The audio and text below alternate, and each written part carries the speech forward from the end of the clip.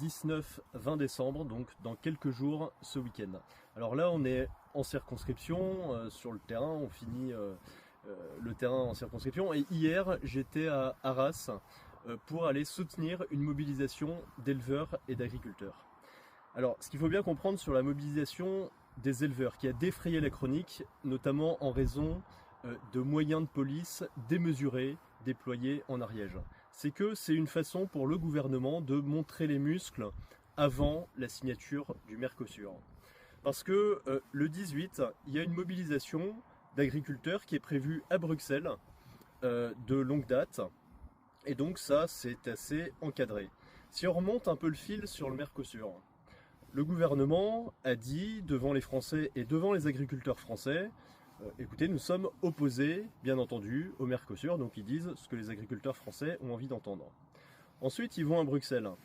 Là, ils ne se sentent pas en position de force, ils se battent à peine et simplement demandent quand est-ce que le Mercosur va être signé. Réponse, le 19 et 20 décembre. Et ensuite se retournent devant les agriculteurs français en disant « Écoutez, désolé, on a fait tout ce qu'on a pu, mais le Mercosur va être signé ».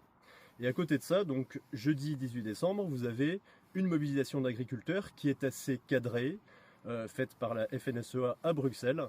Et c'est vrai que cette mobilisation d'éleveurs assez spontanée, assez spectaculaire, vient quelque part bousculer le cadre de la mobilisation qui était prévu et qui arrangeait le gouvernement. Et donc j'ai envie de dire aux agriculteurs français que vous avez raison de vous mobiliser en dehors de ce cadre qui est prévu.